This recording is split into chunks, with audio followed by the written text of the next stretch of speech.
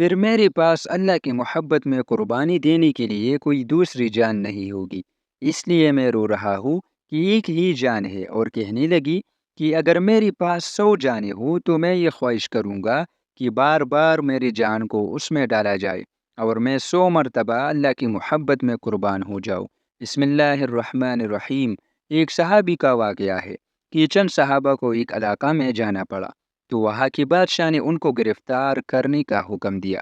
اس کی فوجیوں نے پکڑ کے بادشاہ کے سامنے پیش کیا۔ بادشاہ عیسائی تھا۔ اس نے کہا کہ تم عیسائی بن جاؤ۔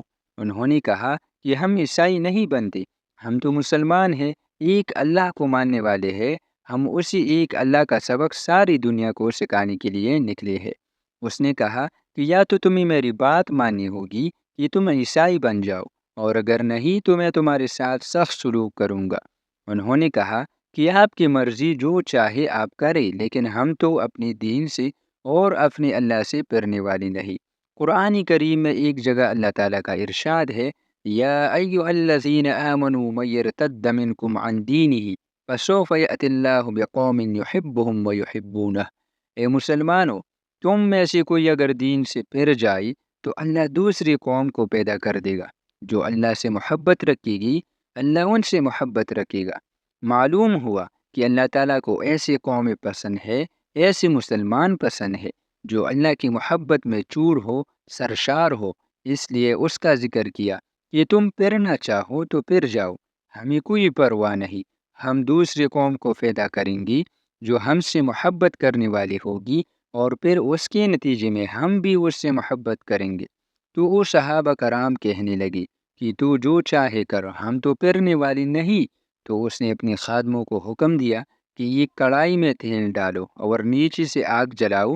چنانچہ بہت بڑی کڑائی میں تیل ڈالا گیا اور نیچے سے آگ جلائی گئی، اور خوب زبردست طریقہ پر اس تیل کو پکایا گیا۔ جب وہ بالکل پک گیا اور کھولنے لگا تو اس نے ان 2 حضرات میں سے پہلے ایک صحابی کو اٹھا کر اس میں ڈالنے کا حکم دیا۔ جب ان صحابی کو اٹھا کر اس میں ڈالا گیا تو وہ کباب کی طرح اس میں جل بن گئی۔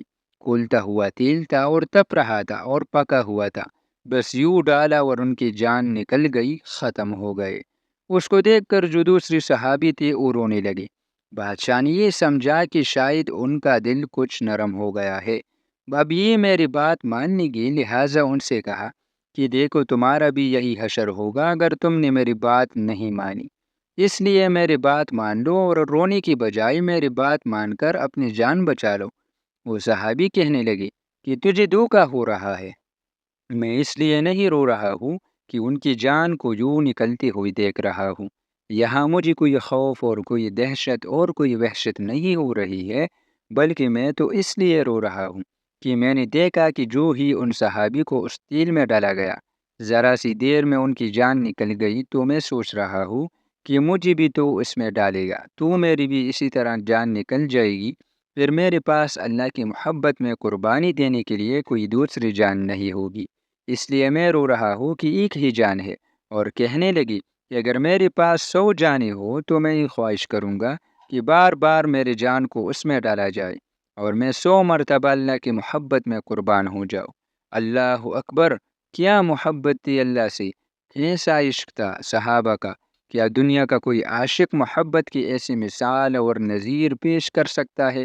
حدیث میں بھی آتا ہے کہ رسول اللہ صلی اللہ علیہ وآلہ وسلم نے فرمایا، اس ذات کی قسم جس کی قبضہ میں میری جان ہے، میں یہ چاہتا ہوں کہ اللہ کے راستے میں مجھے قتل کیا جائے، پھر زندہ کیا جاؤ، پھر قتل کیا جاؤ، پھر زندہ کیا جاؤ، پھر قتل کیا جاؤ، پھر زندہ کیا جاؤ۔ یہ اللہ کے راستے میں مرنا اللہ کی محبت میں مرنا ہے۔ جب یہ محبت غالب ہوتی ہے تو اس کا یہ حال ہوتا ہے۔